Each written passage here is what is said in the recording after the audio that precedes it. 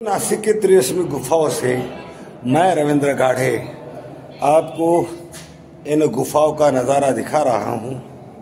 पहली गुफा अधूरी थी, इसलिए हमने उसकी खास शूटिंग नहीं ली, लेकिन ये दूसरी गुफा में है। यहाँ समूह साधना, विपश्यना की समूह साधना, ध्यान साधना समूह में करने का मंडप है। और फिर अंदर ही शून्यागार है और अंदर तथागत बुद्ध जिस प्रकार से भिक्षुओं को संबोधित करते थे, धर्म सिखाते थे, उसका पूरा चित्रण है। और तथागत बुद्ध की किस प्रकार से इंद्र, ब्रह्म, ये योनियां हैं मनुष्य की, वो योनियां जो मुक्ति पा चुकी है अथवा मुक्ति के मार्ग पर चल रही है, पवित्रता के मार्ग पर चल रही है, सन्मार्ग पर आरूढ़ है। उन योनियों को ब्रह्म, इंद्र, अविवाहित देवता, 33 देवता के नाम से पुकारा जाता था। उसका चित्रण इस 2 नंबर की गुफा में मिल रहा है, तो मैं यहाँ से कर रहा हूँ। इसे आप देखिए और फिर तीसरी गुफा का भी नज़ारा मैं आपको दिखाऊंगा। नमो बुद्धाय। साथियों, ये देखिए नासिक के त्रिरश्मि बुद्ध गुफाओं का नज़ारा देखिए। इस तरह से पानी को संग्रह किया जाता था। बहुत बड़ा कुंड है नीचे, इसमें पानी 12 महीने पानी चले, इस तरह से हर गुफा के सामने संग्रह किया जाता था। उसका तस्वीर है। और देखिए ये अनेक ध्यानस्थ सिद्ध साधकों की मूर्तियां, बुद्ध की मूर्तियां, ये तथागत बुद्ध की मूर्तियां। और ये तथागत बुद्ध की सेवा में इधर इंद्र और इधर ब्रह्म खड़े हैं। बाहर कहा जाता कि ब्रह्मदेव बुद्ध से महान है, इंद्रदेव बुद्ध से महान है। यह पढ़ने से, पता चलने से बुद्ध महान थे, सम्यक संबुद्ध महान थे। उनकी सेवा में ये परियां लगी थी, देवी का देवलोक सेवा में लगी थी। तो ये इस तरह से प्राचीन इतिहास को हम पत्थरों में जब देखते, समझते हैं, तो भारत का प्राचीन इतिहास हमारे समझ में आता है। समझ में आता है कि भारत जम्बूद्वीप बौद्धों का देश था, तथागत बुद्ध की विचारों को मानने वाले लोगों का देश था। और ये फिर देखिए तथागत बुद्ध की ये मूर्ति, और फिर देखिए वही धम्म सेवक, ये धम्म सेवक।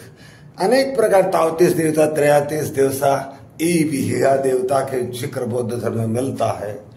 ये सारे तथागत के सेवा में लगे रहते थे। तथागत से धम्म सीखते थे, चित्त भी मुक्ति का मार्ग सीखते थे, 4 आर्य सत्य को समझते थे, अपने जीवन की मुक्ति के लिए साधना में लीन हो जाते थे और तथागत के जीवन भर के लिए शिष्य बन जाते थे।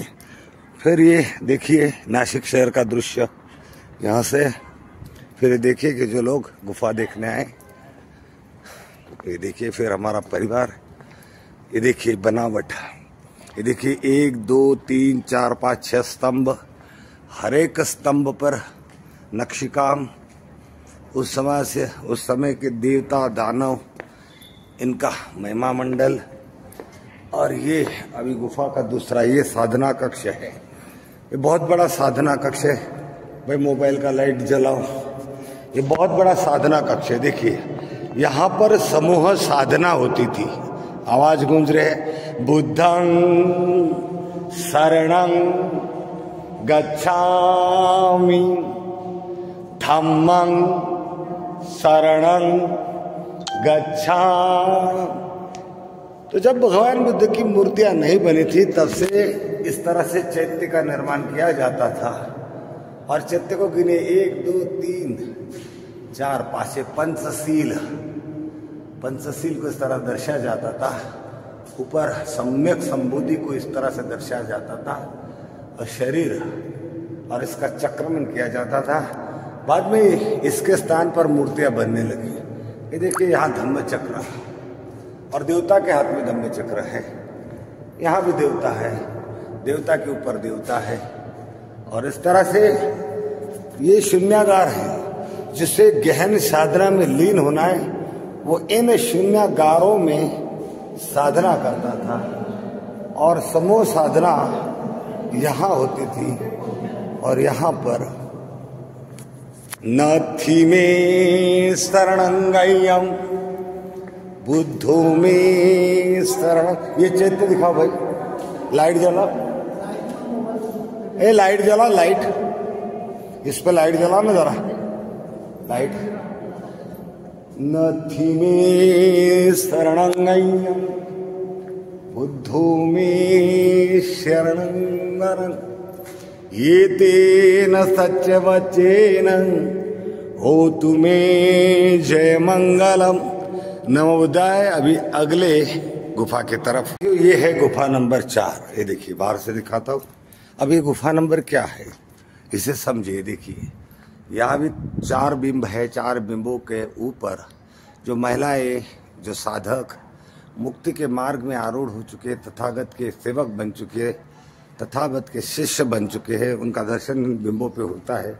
उस समय की धार्मिक स्थिति का जिक्र मिलता है। और ये देखिए, ये 4 नंबर की गुफा में फिर ये समूह साधना का कक्ष, यहाँ केवल समूह साधना है करने का कक्ष है। जो लोग विपश्यना साधना करके मुक्त होना चाहते हैं उनके लिए है। नमोदय साथियों, इस मंडप के बारे में मैंने वीडियो में बता दिया है, लेकिन मैं भगवान तथागत की मूर्ति आपको दिखा नहीं पाया। बहुत गहरा अंधेरा है, हमारी मोबाइल की टार्च इतनी तेज नहीं है कि उस मूर्ति के दर्शन करा सकूं। लेकिन अब हम जिस विषय पे बात करें उसे गहराई से समझे। देखिए कि मेरी आवाज इको साउंड में गूंज रही है। इको शब्द और इको साउंड आज हम प्रचलन में है, बोलते हैं, लेकिन आज से यीशु ख्रिस्त के जन्म से 600 वर्ष पहले तथागत बुद्ध और तथागत बुद्ध के जो सोतापन्न सकोदागामी अनागामी अरहंत बुद्ध अवस्था को प्राप्त हुए भिक्षु संघ के लोग थे, आचार्य थे। वो जब हजारों के तादाद में भिक्षु को संबोधित करते थे तो उनकी आवाज एक एक भिक्षु के कर्ण में कैसे पहुंचती थी। तो एक तो ये परिचित ज्ञान विद्या के माध्यम से उनके साथ बिना किसी आवाज के बात करते थे। और दूसरा, ये जो गुफा देख रहे हैं, इस तरह से पहाड़ियों में गुफा निर्माण करके, साधना कक्ष निर्माण करके और इस तरह से सभा मंडप निर्माण करके वहां जब वो बोलते थे तो साउंड सबके कानों में जाता था। इसका दर्शन क्या हो रहा है, यही मैं विशेष बात आपको बताना चाहता था।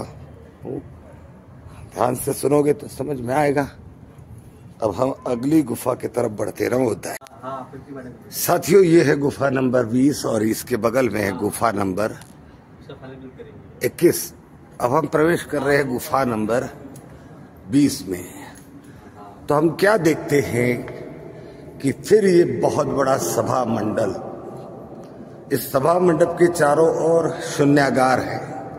जिसे गहन साधना करनी हो, अपने चित्त को निर्विकार करना हो, निर्वाण और संबुद्धि प्राप्त करना हो, दिव्य चक्षु जगाने हो, ऐसे गंभीर साधकों के लिए चारों तरफ शून्यागार है। और ये देख रहे हैं आप, ये है समूह साधना। यहाँ समूह साधना, और सामने देखोगे तो सामने जो आचार्य साधना सिखाता था, कोई सोतापन्न हो, सकृदागामी हो, अनागामी हो, अरहंत हो, ऐसा मुक्त हुआ, यानी जिसके दिव्य चक्षु जाग चुके, ज्ञान जाग चुका हो, ऐसा कोई भिक्षु हो, तो इन भिक्षु को मुक्ति के मार्ग पर कैसे चलना है, धर्म धारण कैसे करना है, ये सिखाता था। उसका ये सभा मंडप कहते हैं। जरा मोबाइल की टार्च चालू करो, टार्च। और देखो अभी यहाँ अंधेरा बहुत है और इनके मोबाइल का ये देखो तथागत बुद्ध की, बाप रे, दिखाई नहीं देती मुझे। बाप, टार्च चालू करो भाई, टार्च चालू करो, दिखाओ ना जरा। टार्च भी तुम्हारा बहुत कमजोर दिखता है, टार्च सारा कुछ नहीं दिखता है। तो यहाँ तथागत बुद्ध की बहुत विशाल काय मूर्ति है जिसे मैं दिखा नहीं पा रहा हूँ, क्योंकि हमारे मिसेस का मोबाइल की बैटरी बहुत कमजोर है। दिखा नहीं पा रहा। और देखिए यहाँ से मैं गिरने वाला था। हाँ हाँ दिखाई नहीं देता, कुछ नहीं दिखाई देता है। ये देखो थोड़ा सा नहीं दिखाई देता है यार, क्या मेरे कमजोर पड़ रहे हैं हमारे, जाने दीजिए। खैर, तो इसकी जानकारी मैंने जो आपको देनी थी दे दी आपको मैं। अब इस जमाने में साउंड सिस्टम है, उस जमाने में साउंड सिस्टम नहीं थी, तो बनावट इस तरह से की जाती थी कि देखिए, बुद्धं शरणं गच्छामि धम्मं संघं धम्मं शरणं गच्छामि संघं शरणं गच्छामि। तो उस समय साउंड सिस्टम नहीं थी, तो इतने सारे भिक्षु संघ को कैसे संबोधित भगवान करते थे, और उस समय के गुरु आचार्य करते थे। तो बुद्ध धर्म ने वो कला भी खोज निकाली थी, और इसीलिए गुफाओं में ध्यान, गुफाओं में प्रवचन किया करते थे। ये बहुत समझना, क्योंकि इको साउंड आज पता चलता, उस समय इको इस तरह से नेचर से निर्माण किया जाता था। नमोदाय, फिर हम पहुंच चुके हैं गुफा नंबर 20। ये देखिए कितना सुंदर नजारा है। यहाँ भी फिर 4 बिंब लगे हैं इस तरफ, और बिंबों पर देवी देवताओं के चित्र है उस समय के। और फिर ये देखिए, या फिर बहुत सुंदर नजारा है ये प्रवेश द्वार, उसकी डिजाइन, और उस प्रवेश द्वार के चारों तरफ उसी प्रकार के प्रवेश द्वार का निर्माण, और नीचे भी उसी प्रकार का। और देखिए 20 नंबर की गुफा, यहाँ से शायद सूरज के किरणों से ठीक से आपको दिखाई नहीं पाऊंगा। अब अंदर चलते हैं। देखिए ये फिर चैत्य, ये जो चैत्य, ये देखिए, ये हर जगह आप पूना के पास जाइए, लोनावाड़ा, वहां भी ये नहीं मिलेगा आपको, इसी तरह से मिलेगा। और आप जाइएगा अजंता, अजंता में भी आपको ये मिलेगा। ये बौद्ध धर्म की बहुत महत्वपूर्ण कलाकारी है, इससे धर्म दर्शाया जाए। ये बीच में जो बैठे तथागत बुद्ध है। जब बुद्ध की मूर्तियां नहीं बनी थी तब ऐसा चैत्य बनाया जाता था, स्तूप बनाया जाता था, और भगवान बुद्ध के स्थान पर उसे आदर दिया जाता था, उसका चक्रमण किया जाता था। और ये स्तंभ है 1 2 3 4 5 6 7 8, फिर गिनेंगे इस तरफ से भी, तो ये 1 2 3 4 1 2 3 4 5 6 7 8, यानी ये चैत्य ये दर्शाता है कि आर्य अष्टांगिक मार्ग ही मुक्ति का साधन है। संसारी जीवों को, अगर मानव मनुष्य को समाज में रहना है, सुख सुविधाएं, शांति और सुरक्षित जीवन जीना है, और चाहता कि संसार के सारे प्राणी भी सुख शांति और सुरक्षित जीवन जिए, तो उन्हें आर्य अष्टांगिक मार्ग को अपनाना पड़ेगा। और बौद्ध धर्म की शिक्षा का मुख्य केंद्र 4 आर्य सत्य। 4 आर्य सत्य के अंदर पहला, दुख को स्वीकार करो, दुख है। दूसरा, दुख का कारण है, उसमें जानो गहराई में जाकर। तीसरा, दुख दूर हो सकता है गहराई में जाकर, अगर दुखों को समझे, अनुभव के कसौटी पर कसे, तो जिस कारण दुख है वो कारण मिट जाता है। तो तीसरा आर्य सत्य अपने आप प्रकट होता है, दुख मुक्ति का मार्ग। और दुख मुक्ति के मार्ग पर जाने के लिए कोई रास्ता अगर है तो चौथा आर्य सत्य है। चौथा आर्य सत्य है आर्य अष्टांगिक मार्ग, यानी चौथा आर्य सत्य। तो ये चौथा आर्य सत्य के अंदर आर्य अष्टांगिक मार्ग निहित है। दुख गामिनी पटिपदा आर्य सत्संग, उसका सार ही आर्य अष्टांगिक मार्ग है। तो इस तरफ भी आपको ऑल 8 स्तंभ मिलते हैं, इस तरफ भी 8 स्तंभ मिलते हैं।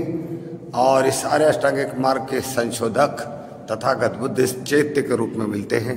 आइए थोड़ा यहाँ ध्यान करते हैं, और इसमें ध्यान की तरंगी बौद्ध भिक्षु की है, उसका लाभ उठाते हैं। नमो बुद्धाय।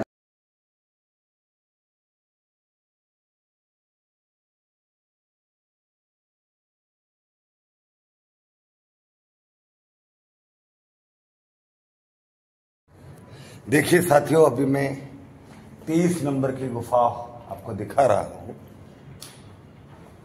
जिस 20 नंबर की गुफा में जिस मूर्ति को हम दिखाना चाहते थे वो हम दिखा नहीं पाए थे, और यहां पर थोड़ा हम दिखा पाएंगे क्योंकि यहां थोड़ा उजाला है।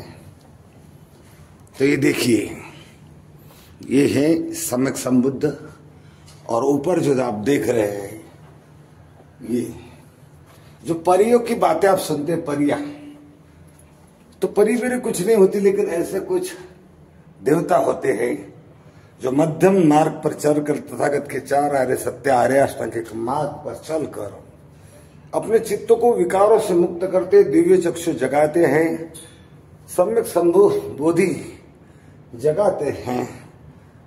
और ऐसे लोग 4 ब्रह्म विहारों के माध्यम से हल्के फुल्के अपने आप को महसूस करते हैं। तो उसका जिक्र इस तरह से किया जाता है। अंतर ध्यान हो सकते थे, प्रकट हो सकते थे साइकोलॉजिकली। तो ये ऐसी सेवा में है।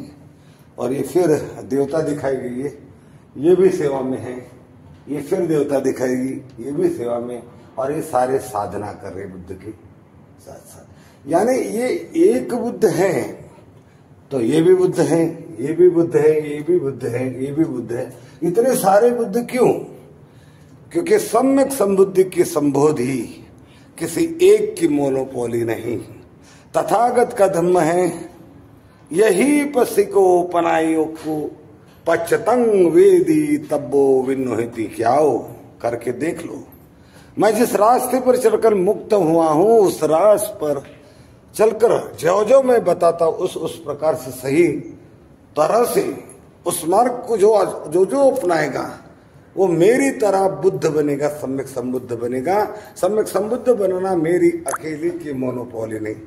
इसलिए आप बुद्ध के अगल बगल में कई सारी मूर्तियां देखते हो तो वो बुद्ध जैसी दिखती है, हालांकि वो बुद्ध ही बने होते हैं, लेकिन वो गौतम बुद्ध नहीं होते, वो सम्यक संबुद्ध नहीं होते।